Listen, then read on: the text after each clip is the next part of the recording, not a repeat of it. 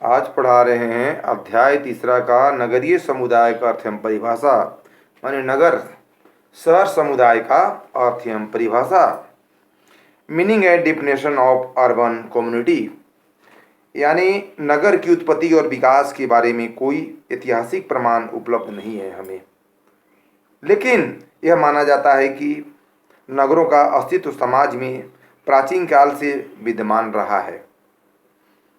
गीस्ट एवं हेलमट ने तो यहाँ तक कह दिया है कि सभ्यता के जन्म के समान ही नगरों का जन्म भूत के अंधकार में खो गया था। उक्त कथन से यह स्पष्ट होता है कि नगर अथवा नगरीय समुदाय के संबंध में कोई भी विद्वान इसकी समुचित परिभाषा नहीं दे सकता है, यानी कोई विद्वान इसका समुचित परिभाषा नहीं दे सकता है। कुछ प्रमुख विद्वान ने इसका परिभाषा इस प्रकार दिया है, जैसे लुइस वर्थ के अनुसार समाजशास्त्रीय दृष्टिकोण से एक नगर की परिभाषा सामाजिक भिन्नता वाले व्यक्तियों के कई बड़े बसे हुए एवं अस्थायी घनत्व प्रति वर्ग मील 1000 व्यक्तियों से अधिक हो, जहां कृषि कार्य के संबंध न हो उसे नगर कहते हैं। कृषि कार्य का कोई संबंध वहां पर नहीं हो और 1000 से अधिक का घनत्व हो, आबादी हो, उसे नगर कहते हैं। और अस्थायी हो उसे क्या कहते हैं? नगर कहते हैं। बिल कॉक्स के अनुसार नगर को परिभाषित करते हुए लिखा है कि नगरों के अंतर्गत हम उन समस्त क्षेत्रों को सम्मिलित कर सकते हैं जिसमें जनसंख्या का घनत्व प्रति वर्ग मील 1000 व्यक्तियों से अधिक हो, जो कृषि कार्य से संबंध न हो। इनका भी कहना है कि 1000 से अधिक हो उनका घनत्व आबादी और कृषि कार्य से कोई संबंध नहीं हो, रिलेशन नहीं हो, इसे नगर कहते हैं। उपयुक्त परिभाषा के आधार पर निष्कर्ष के रूप में हम यह कह सकते हैं कि समुदाय को नगरीय समुदाय कहा जा सकता है जिसमें निम्न निर्धारक तत्व विद्यमान हैं। पहला क्या है?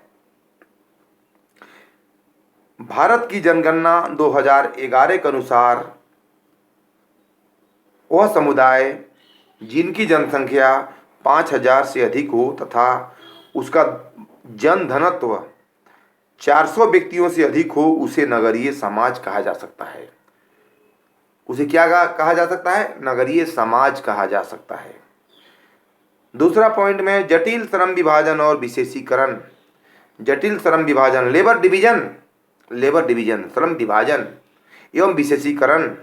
तीसरा है औपचारिक तथा द्वितीयक संबंधों की प्रधानता। औपचारिक और द्वितीयक संबंध की प्रधानता, रिलेशनशिप। चौथा पॉइंट है सामाजिक नियंत्रण के औपचारिक संबंधों का प्रयोग।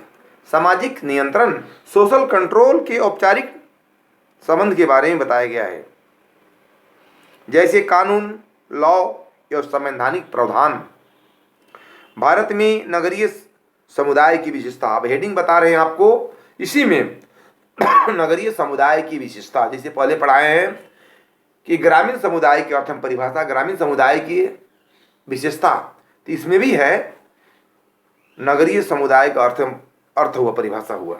अब इसका विशेषता बारे हेडिंग बता रहे। हेडिंग है भारत में, इंडिया में, मतलब नगरीय समुदाय की विशेषता क्या क्या है। पहला है जनसंख्या की अधिकता, मतलब नगरीय समुदाय की प्रथम विशेषता है जनसंख्या की अधिकता, यानी नगरीय समुदाय क्या पॉपुलेशन बहुत ही भारी है। कहने का मतलब है पहला पॉइंट जनसंख्या, पॉपुलेशन के बारे में बताया गया है। दूसरा है सामाजिक और व्यवसायिक विशेषीकरण। सामाजिक और व्यवसायिक विशेषीकरण, समाज के बारे में बताया गया है और व्यवसाय के बारे में बताया गया है, समाज और व्यवसाय के बारे में। तीसरा पॉइंट है आर्थिक गतिविधियों का केंद्र। तीसरा पॉइंट है आर्थिक गतिविधि का केंद्र। ये नगरीय समाज की विशेषता आर्थिक गतिविधि का केंद्र माना जाता है। चौथा पॉइंट है द्वितीयक संबंधों की प्रधानता। नगरीय समाज की विशेषता में द्वितीयक संबंधों की प्रधानता पाई जाती है। संबंध मतलब रिलेशनशिप की प्रधानता पाई जाती है। अगला पॉइंट है पांचवा, सामाजिक गतिशीलता।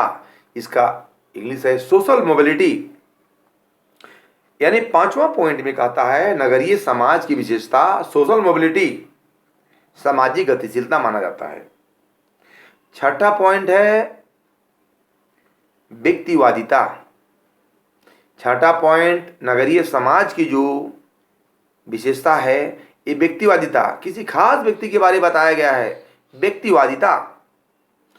और सातवां पॉइंट है श्रम विभाजन और विशेषीकरण की प्रधानता।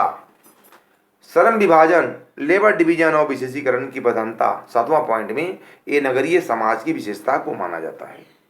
आठवां पॉइंट है शिक्षा, संस्कृति तथा राजनीतिक गतिविधियों के महत्वपूर्ण केंद्र। आठवां पॉइंट में बताया गया है शिक्षा मतलब एडुकेशन, संस्कृति कल्चर तथा राजनीतिक पॉलिटिकल गतिविधि के महत्वपूर्ण केंद्र बना गया है। पॉलिटिकल राजनीतिक गतिविधि का केंद्र माना गया है। ये नगरीय समाज की विशेषता आठवां पॉइंट है। शिक्षा, एडुकेशन, कल्चर और पॉलिटिकल गतिविधि का क्या माना गया है, महत्वपूर्ण केंद्र माना गया है, सेंटर माना गया है। केंद्र समझते हैं, केंद्र क्या होता है, सेंटर माना गया है इसको। नगरों की उपयुक्त वर्णित परिभाषाओं के आधार पर हम यह कह सकते हैं कि ग्रामीण और नगरीय समाज में काफी भिन्नता हमें देखने को मिलता है। आर्थिक विषमता, प्रतिस्पर्धा, अधिकता, सभ्यता और संस्कृति कल्चर के बारे में बताया गया है। जैसे पुलिस प्रशासन तथा कानून, पुलिस प्रशासन तथा कानून लॉ के बारे में बताया गया है। महिलाओं की उच्च परिस्थिति आदि प्रमुख है, महिला का उच्च परिस्थिति के बारे में बताया गया है।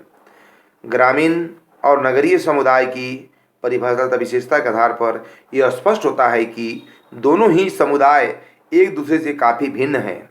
मतलब कहने का हमारा अर्थ है कि नगरीय समुदाय और ग्रामीण समुदाय दोनों ही काफ़ी अलग हैं, दोनों भिन्न हैं। ये समझने वाली बात है। क्या है, दोनों भिन्न हैं, अलग है, दोनों में काफ़ी अंतर पाया जाता है। ग्रामीण समुदाय के लोग का रहन सहन अलग तरह के है और शहरी क्षेत्र के लोग का अलग है।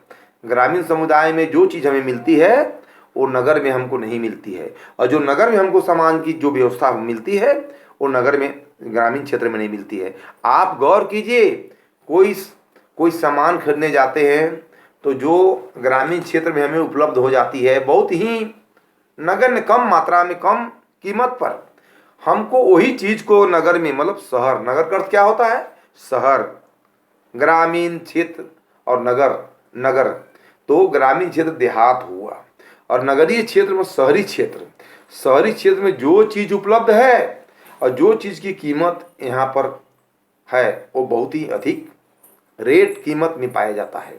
लेकिन ये ग्रामीण क्षेत्र में ये कीमत बहुत कम ही, नगण्य मात्रा में, चौथाई मात्रा में हमें पाया जाता है। और नगर क्षेत्र में, मतलब शहरी क्षेत्र में ये हमें बहुत ही हाई रेट पाया जाता है। ये आम पब्लिक भी चीज़ को जानता है कि नगर और ग्रामीण, रूरल क्षेत्र, ग्रामीण का अर्थ क्या होता है, रूरल एरिया, रूरल क्षेत्र, और नगरीय क्षेत्र मतलब शहरी क्षेत्र, शहर, कस्बा। तो गांव और शहर में बहुत ही अंतर हमें देखने को मिलता है। क्या मिलता है, बहुत ही अंतर हमें देखने को मिलता है। इस प्रकार हम कह सकते हैं कि ग्रामीण और नगरीय समुदाय में काफ़ी भिन्नता है। और ये पढ़ा रहे थे नगरीय समुदाय की विशेषता निम्न प्रकार है जो बता दिए हैं आपको, बस आज इतना ही।